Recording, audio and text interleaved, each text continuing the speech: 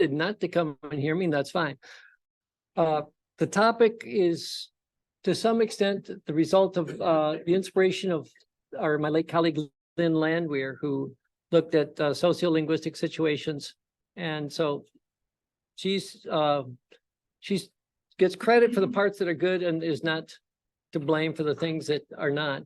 I was working on it this morning, and then I just ran back to my office to go get my mug, and I realized I still had the file open there. So I got a sneaking feeling that the version I don't downloaded here off of OneDrive doesn't have this morning's final edits, be that as it may. Here we go.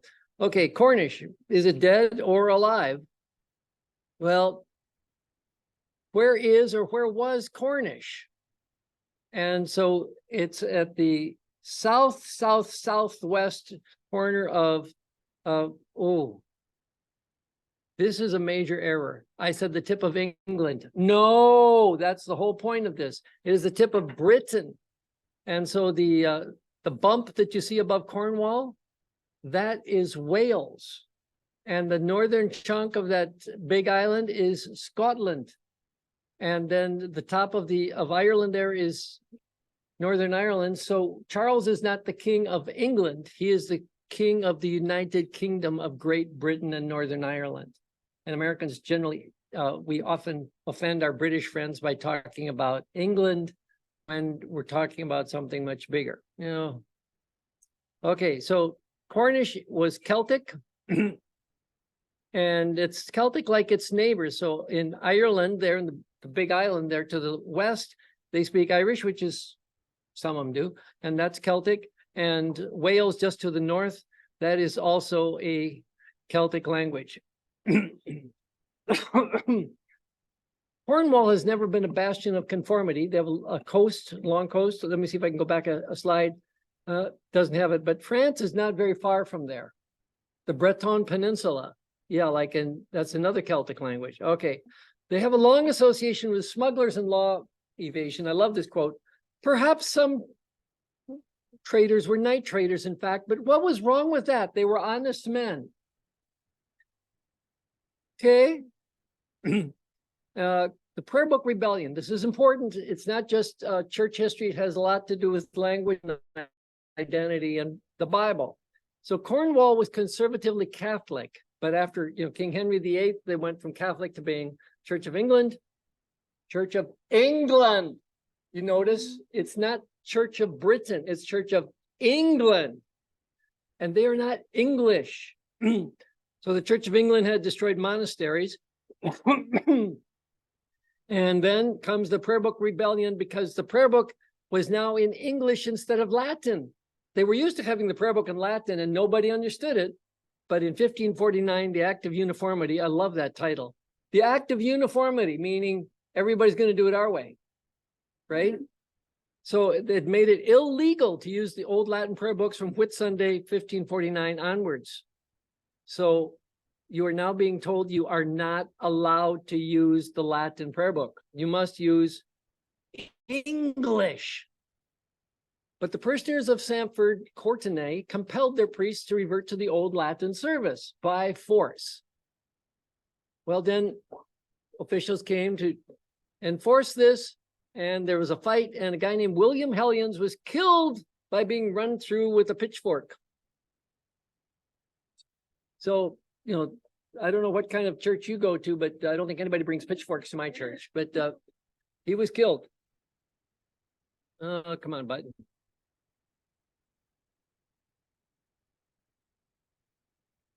Try this. Oh, click on that one instead. We'll make this. Never let you. Okay. So there's a plaque on Whit Monday, 1549 in Sandford Courtenay. People killed the local farmer, William Hellions, and then joined the Cornish in the Prayer Book Rebellion, which ended in the defeat by the king's army outside this village. Why do you put up a plaque like that? To keep the grudge alive. We are not English. So instead of corpus planting, it's corpse planting. Okay. Why was switching from Latin to English so controversial? Well, excuse me. And their demand says, we, the Cornish men, whereof certain of us understood no English, refuse knew English, the prayer book. So the Duke of Somerset asked why the Cornishmen should be offended by holding the service in English rather than Cornish when they had held it before in Latin. They never understood it. Yeah, but it's not fair because now you understand it. You, English, are getting it in the language you know. It's not fair to us. We liked it better when none of us understood. Now you guys have an advantage on us. So that's definitely status planning, folks. They lost. So English tried to enforce their ways. 28 Cornishmen were executed at Launceston Castle, hung, drawn, and quartered. Is this about language or is this about identity? Yeah. So then it gets worse. At Clyst Heath, 900 bound and gagged Cornish prisoners had their throats slit in 10 minutes. This is, of course, bound to enforce to make the act of uniformity feel really good. And so there's this plaque, big stone that was put up. It says, this commemorates the loss of Clasny College and the death of thousands of Cornish patriots in defense of their faith, language, and their Celtic customs. This was put up on the anniversary of it back in 1999. So they're talking about their faith, their language, and their Celtic customs. Yeah, we're going to get ornery here. So Cornish lost ground to English. The language lost ground, but I love this claim. It sounds like it was come up with by a lawyer. There was never a time when there has been no person in Cornish Cornwall without a knowledge of the Cornish language. Is that truth or legend?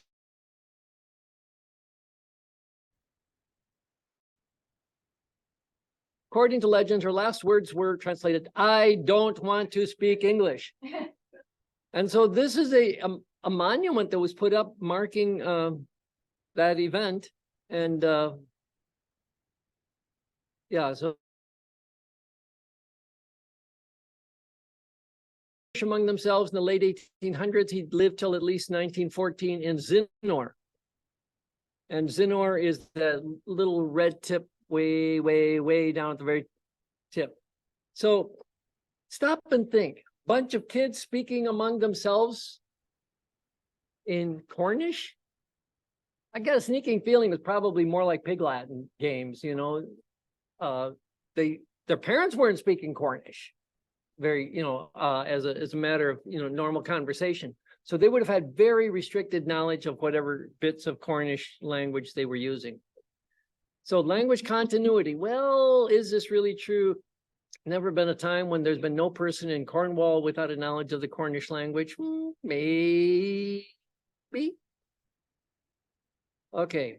Cornish by birth, British by accident, English never. You can buy that patch and have it sewn on your shoulder just to show solidarity. Okay, so there has been now some rebirth and resurgence of Cornish. Well,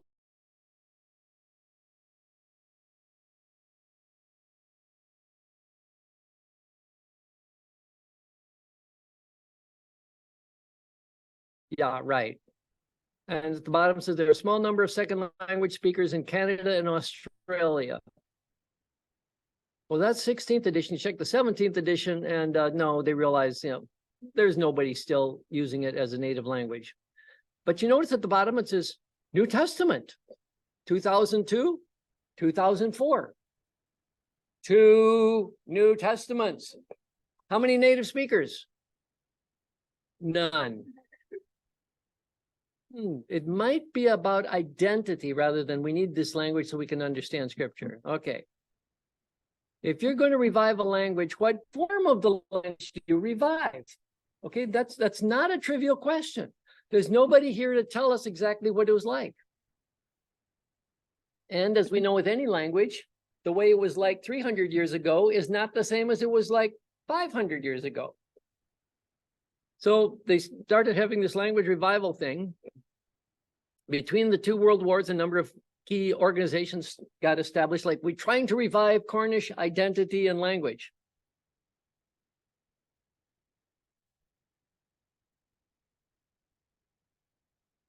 I'm trying really hard to push exactly the right button. Okay, I need my wife. I'm good at pushing her buttons. Okay. Jenner's original 1904 work was revised by Nance and came to be called Unified Cornish. So there was this spelling system that they were trying to work out. Can we all agree that spelling systems never excite any disagreement, or, everybody always agrees about how to spell things, right? So by the early 1980s, not everybody was happy with Nance's updated thing. So they, tried something else. And then a guy named Richard Gendel was developing an idea, basing the revived language upon its later vernacular and written form. So do we want the authentic, the old thing, or do we want the later thing? We're trying to revive something, anything, and we can't even agree what it is we're reviving here. And then there was a split, Trinitarians all. Unified Cornish, based on the late medieval text, Gendel's late modern Cornish, and George's version of Common Cornish. So which version are we going to, you can know this is going to go over real big. So the language board adopted Kemin. Now, so you've at least come up with an agreement about spellings and things like that. But now what about all those words we don't have in the dictionary? They had limited Cornish text. So modern Cornish is like the velociraptors in Jurassic Park. When the scientists lacked some bits of velociraptor DNA, they spliced in some from a living animal, a frog. And Cornish revivers have spliced in bits of Welsh and Irish. Why not loan words from English? Okay, you understand? Yeah, they slit far too many throats. So they do not want loan words from English. So they can get them from Irish and Welsh, because those are at least Celtic, So ponder that, Selah. Here's another movie analogy. Maybe we should compare it to Frankenstein's monster, sewn together from bits of several dead people plus some hardware and then brought back to life. Because what they're doing with Cornish now is not really all Cornish, right? It's got some bits of Welsh and some bits of Irish, and we're not sure what all. Okay, one more movie analogy. Was Cornish dead or mostly dead? Okay, so what do they speak today? Well, it becomes an issue. This professor said language had been recovered, but insisted it had never entirely died out. To quote one of those who helped recover it, there was never a time, okay.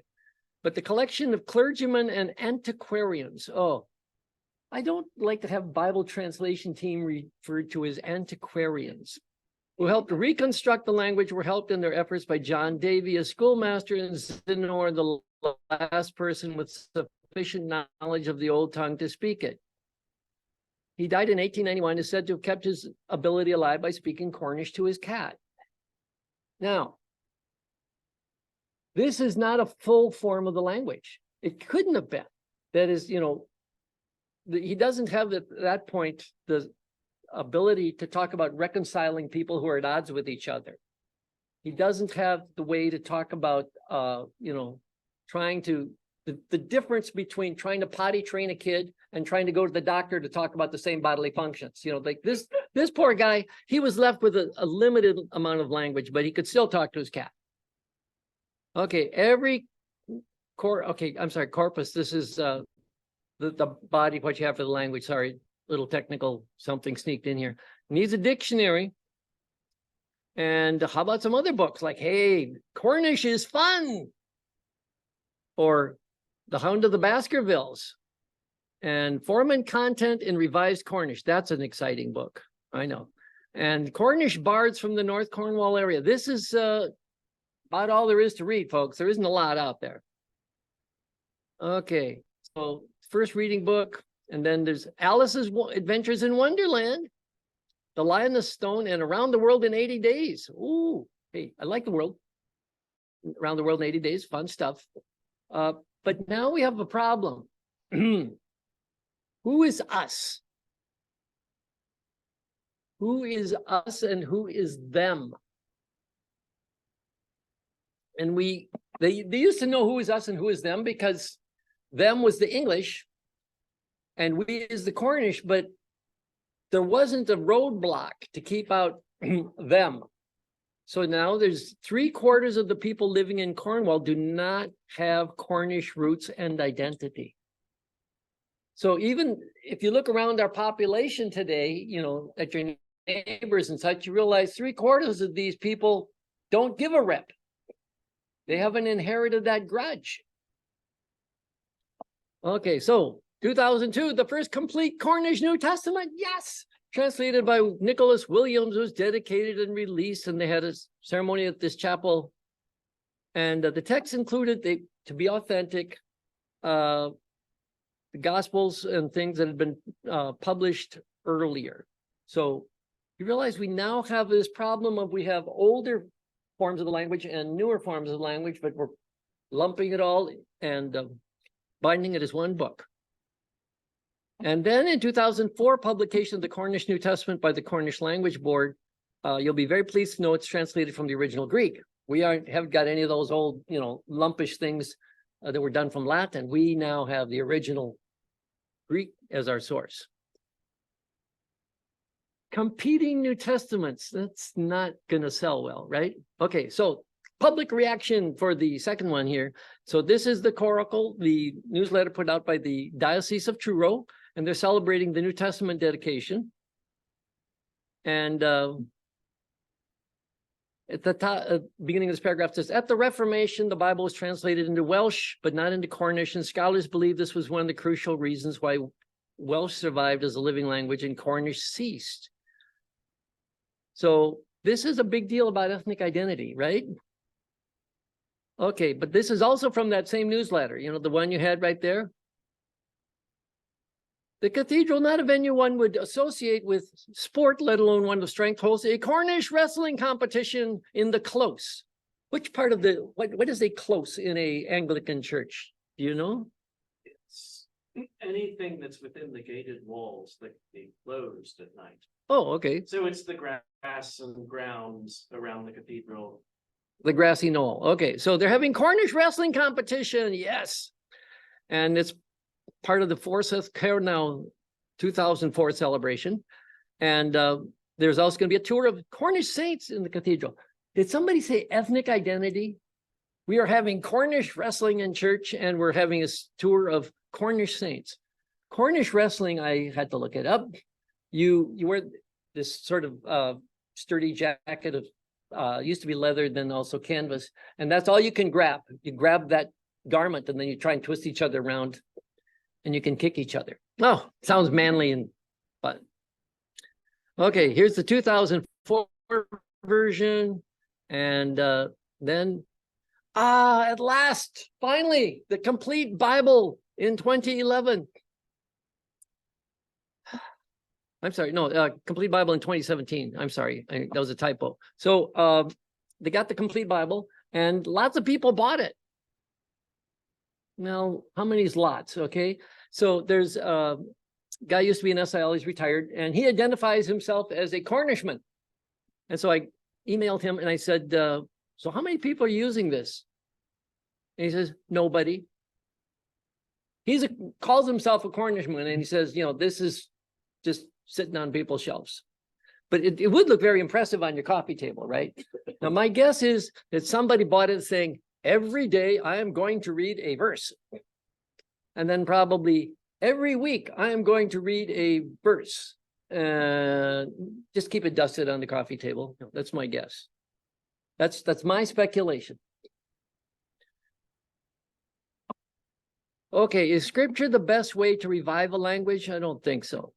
So I love this, this guy. He says, it would have been an argument that the time might have been better spent translating Harry Potter, perhaps. Having a Bible in Cornish is an interesting feat, but whether it will do so much for Cornish, one is left in doubt. Oh, well, deep sigh. Okay, I said at the beginning that the version we ended up downloading in here off of the cloud, I'd forgotten to save my changes. It was still open on my computer there. So some of what's coming is you'll see me flip through some things or back up. Okay. Okay, here we go. Let's get Cornish. And so it's a Celtic language, right? And just across the English Channel from Breton in France. So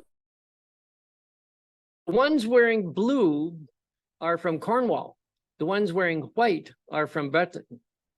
So they're all getting together and feeling all Celtic together. This next one, this is in Cornwall. They're wearing blue. And so organization of bards, I don't know what they call themselves. And, you know, by learning and speaking and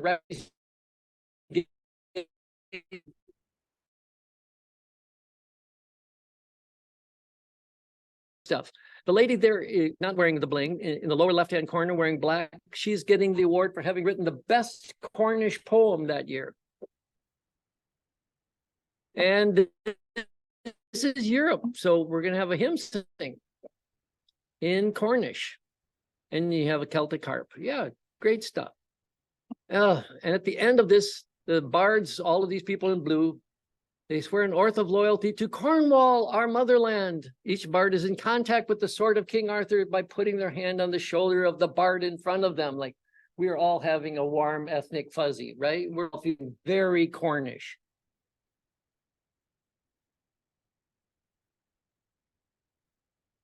Okay, now I'm really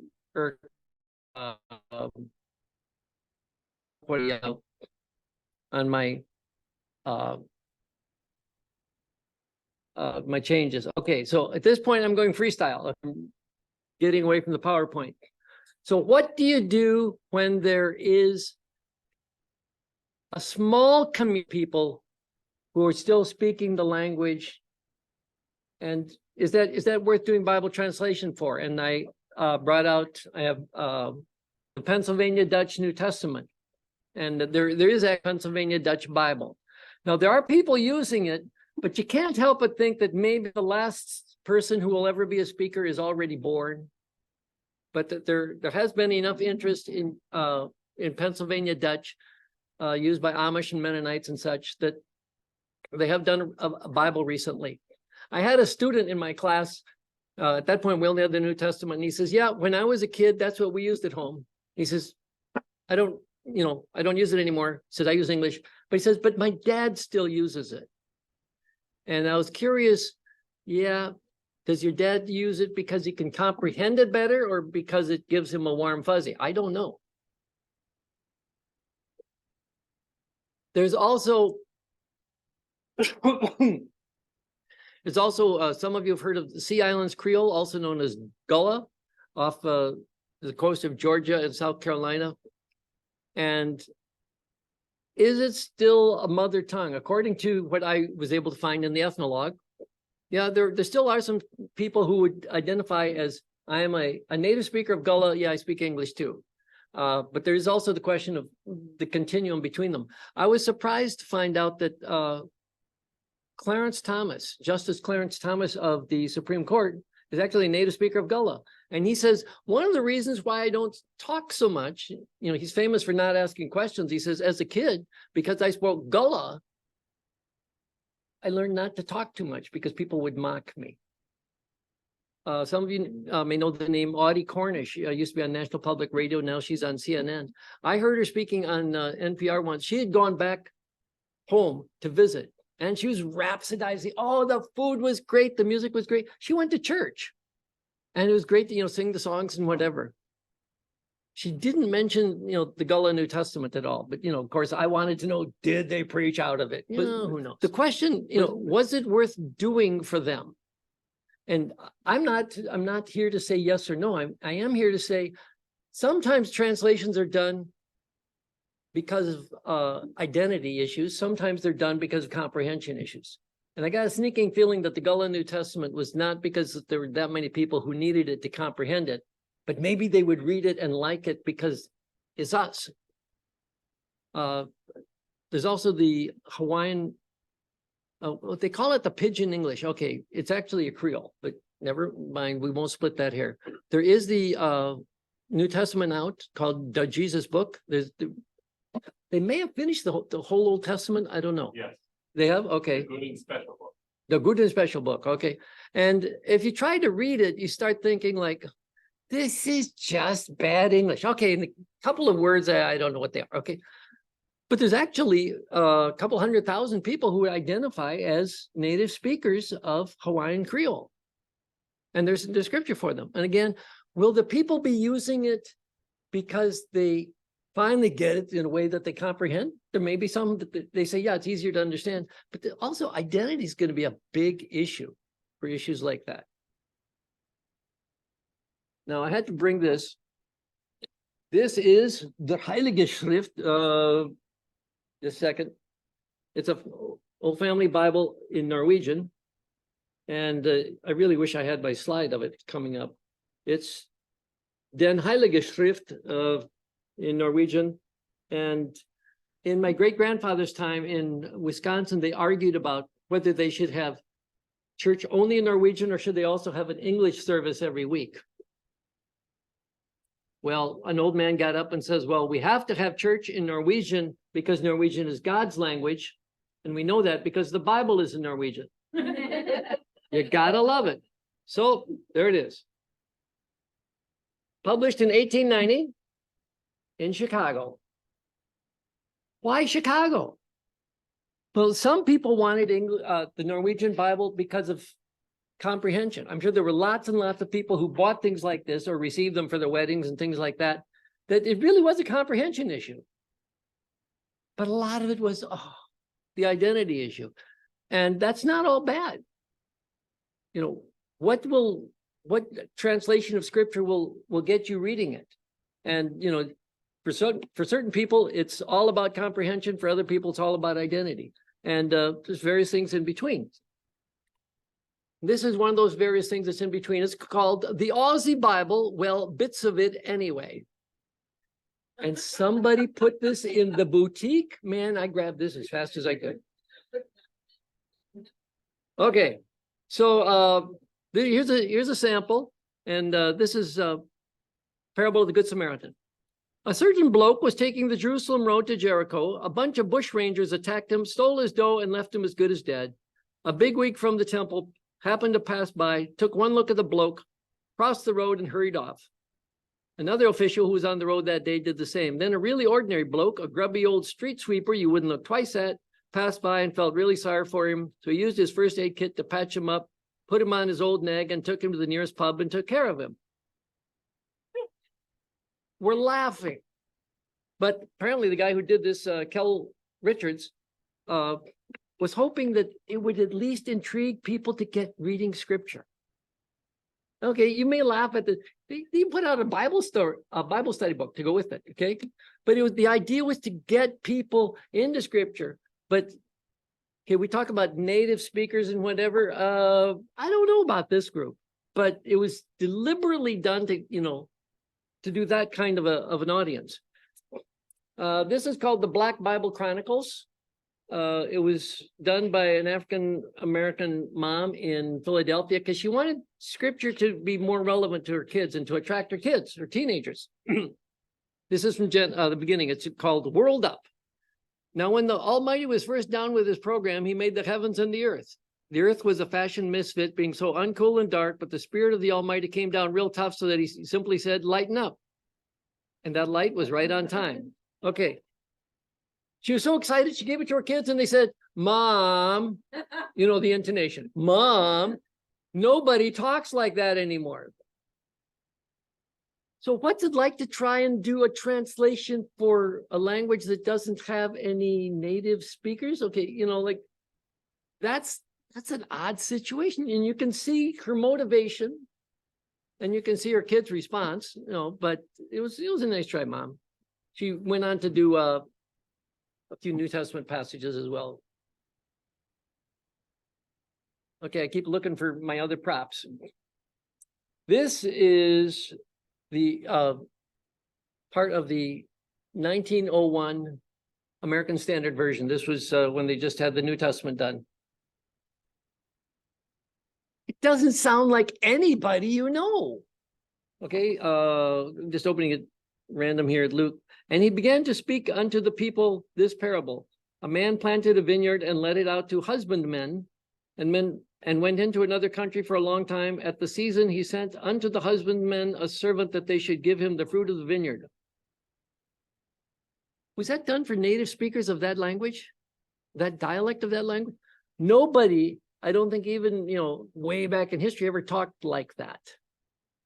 So who is the target audience? Okay, look at New American Standard, listen to it, or English Standard Version. Nobody ever talked like that, ever. So do we do scripture for native speakers, or do we do scripture in dialects which have no speakers?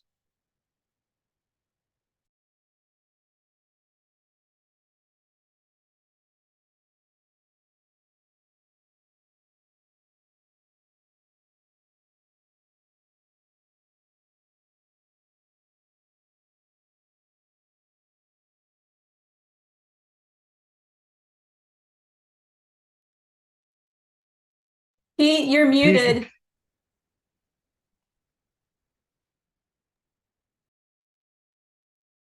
Am I still muted? That's fine now. Okay, thank you. Okay, so the question of languages that have no native speakers comes up for a variety of things. Okay, there are old Bibles that were used to basically to found churches. So think about Aramaic that was used in South India. You think about Old Ethiopic, known as Ge'ez in Ethiopia. There's Old Chaldean, Old Armenian, all of those things. Those were the Bibles that founded churches. And some places they're still trying to use those.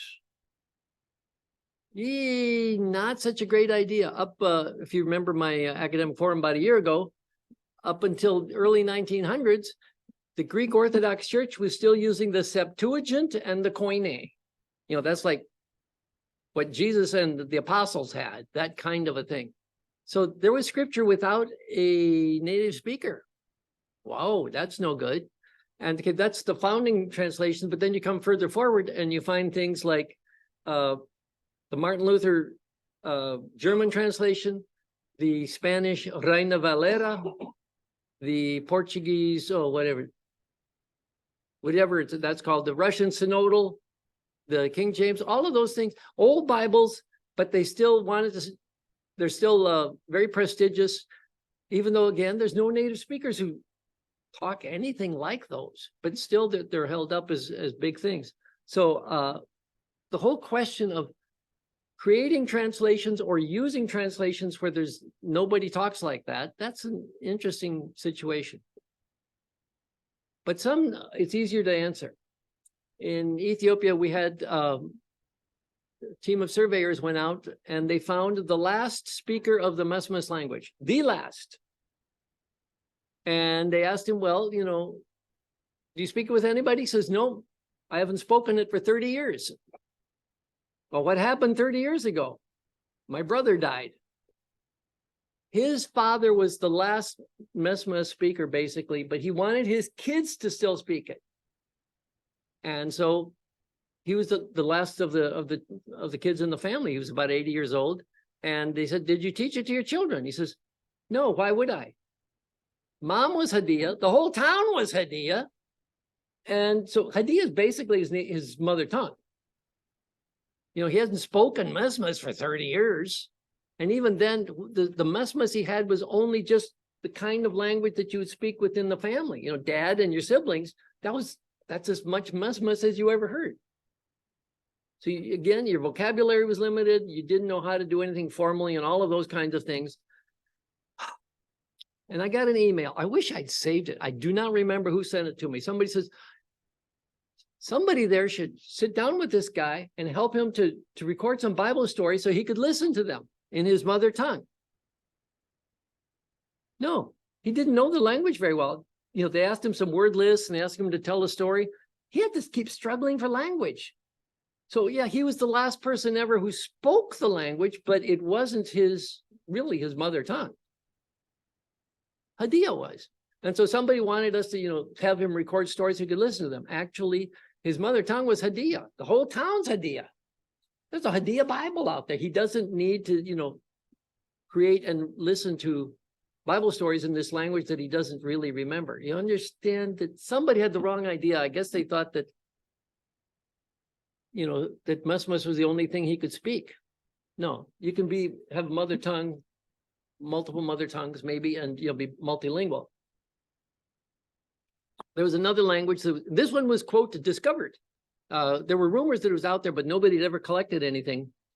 And a team of Japanese agricultural anthropologists basically, you know, came back and they says, we think we found something different out there. So they found 32 old speakers of Ongota. And everybody around spoke Tamai.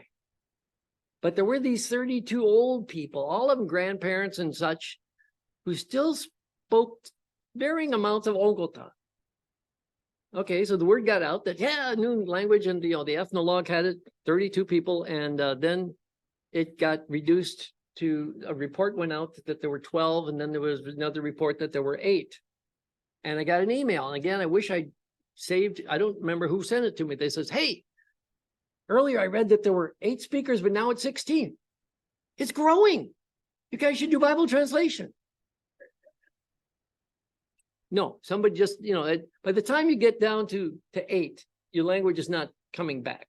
And, you know, somebody just got these reports out of sequence. So Ongota by now is, you know, no longer used by anybody. There's no rememberers left. You know, all we have is what the linguists were able to come up with. So somebody's had the idea that we should do Bible translation for 16 native speakers or 1 native speaker. No, let's, at that point, you just need to tell yourself that is not the language of comprehension. That is the language of nostalgia, maybe. You know, it's nostalgic for us. I don't know, maybe they didn't feel that way about it. But when we think about mother tongue communities, we do get to stop and think, is it really the best language in this community for them to use to understand scripture? And so these people who are trying to, you know, revive Cornish, it's not the language that you would want to do any propagation of, you wouldn't use it for discipleship. Might it be interesting to have a chorus to sing? Maybe. Okay, but then let's go on and, you know, explain it to them first. My last example happened in this room. There was a couple of Bible translation conferences ago. There was this couple coming from Northern Ireland, and I had heard, don't ask me how I got this through the grapevine, that the wife had, they were retired from SIL PNG. The wife still spoke what's known as Ulster Scots. People from Scotland were taken over to Northern Ireland. That's why there's Protestants in Northern Ireland. And a bunch of them, you know, they still were maintaining the Scottish form of the language. But it was being forgotten and forgotten. They were replacing with a much more mainstream sort of English. But some of the older people, they wanted to have some scripture in their language. And so she worked with them, and they produced the Gospel of Luke in Ulster Scots. And basically nobody, you know, is, you know, speaking that way, but she says, I get invited to churches to come and do a reading. And so she will stand there in a church and read it. And she says, there are these old people and they're weeping because they remember it. Oh, just like grandma used to do. And they're having a good time. They only did Luke. That's all that, you know, if you want to see it, come borrow my copy. But I was talking to her out in the corridor out there, and this lady came by who was from Glasgow, and she heard about this. And so we came into this room, shut the door, and she gave us a reading of the parable of the prodigal son. I understood quite a number of words, but the lady from Glasgow said, weans. They put weans on his feet. She says, that's shoes, right? And the lady from Ulster says, yeah, how did you? She says, yeah, that's what we say in Glasgow, but that's what the old people say in Glasgow.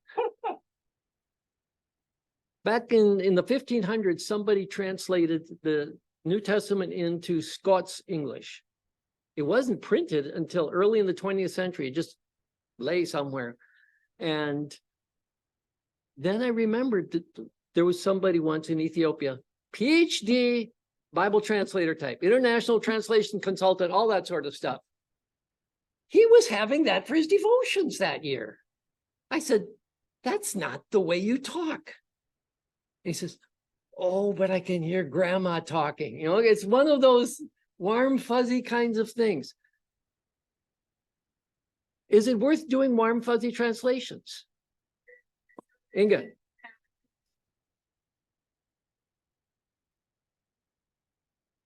Don't get me talking about King James. Thank you. Sometimes you have to use King James or people won't listen to it. Okay. It's like my dad was, he grew up speaking some Norwegian. As a pastor, he was visiting this old man who said to him, in English, you have to speak to me in Norwegian because I don't understand English. So my dad did the 23rd Psalm and the Lord's Prayer, and the guy in English thanked him very much because he doesn't understand English. Okay. But I think that there is a place for doing little niche bits, you know, like maybe the Gospel of Luke for some, but basically we don't want to be running around doing translations that are going to be things that only go on coffee tables and such. Scott. Same. Anybody in here to recite the Lord's Prayer, they probably could. I would challenge, I bet not a single person here wouldn't do it in King James. So what makes the Lord's Prayer and King James English so important? And that's the whole idea of identity and solidarity. However, the fact is it's still very productive to do it that way, even in you know, with English way beyond Elizabethan English today. So you're on a good point there. There is a nostalgia, that there's a certain amount of legitimate nostalgia that can go into Bible translation. But like I say, nobody talks like this. And Mom, nobody talks like that anymore. Okay, so it's one of those situations where it's easy to laugh at somebody else's situation. It really is. And so, you know, why did these people there in Cornwall, you know, do Cornish? They thought it was a good idea. But there will be times like one of my survey students from Papua New Guinea said the people they visited an area and they were talking about doing Bible translation. And some people said, oh, that's good. We would like Bible translation in our language so that we can use it to teach the kids to speak it. Not a really convincing approach. Okay, questions? Comments, disagreements, tomatoes? The King James Lord's Prayer actually predates the King James by about a century. Okay, thank you. So they were already borrowing backward. Yeah, and those kinds of, you know, just the prayer by itself, you know, is such a solid piece of granite. It won't get moved by the erosion of time like some of the other things do.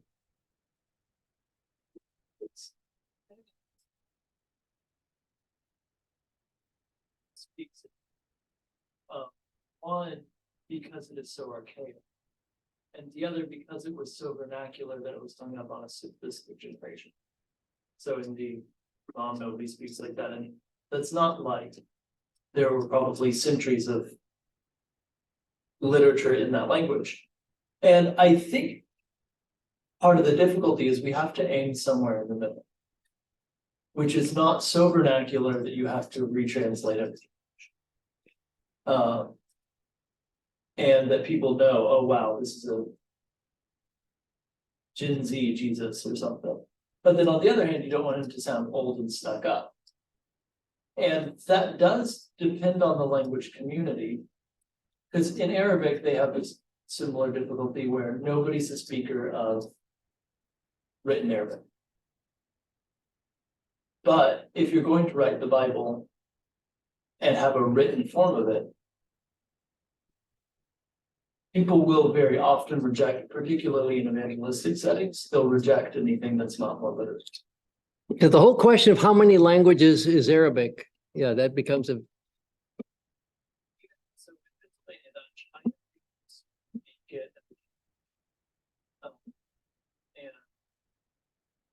they would speak English about as well. But there are some monolingual communities where the option is you read English and that's the worldly Bible. you read German, which nobody understands anymore. But the introduction of Pennsylvania Dutch then is an incredible evangelistic thing. But Okay. it's So the Pennsylvania Dutch Bible was displacing a standard German Bible? right. Okay. So for some people, they would not make the switch to reading the Bible in English because that would be considered leaving the community. But you could introduce the Pennsylvania Dutch Bible and people would start to read it, but they would actually understand it more than the German Bible. But I've known other people who think that they're like, oh, come on, we're not a real language. We don't need our own Bible translation. So there's a whole like spectrum of opinions, even within the language, about what their language status is. And I feel like it's the same thing with Arabic and with English, and I would imagine with a lot of these minority languages. Yep, and also every immigrant group wrestles with the question of what languages will our kids use? And so that becomes an issue. Just like, it was for my great grandfather when they discussed whether they should use Norwegian or not. Well, there are now churches in the United States, that have been, every immigrant church has to wrestle with that. And my Ethiopian friends, they're having those kind of squawks, and Iranians, Egyptians, everybody, what the kids don't want it lots of times. Okay, I've used up my time. It's been a delight. Yeah, sorry. We're gonna ask questions.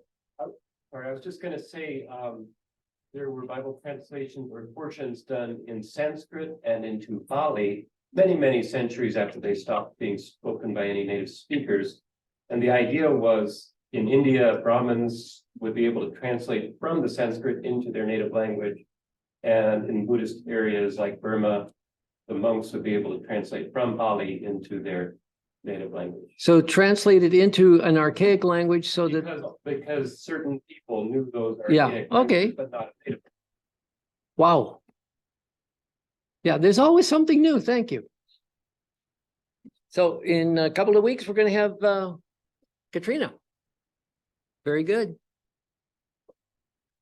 It's been fun, folks. I get to go eat lunch now.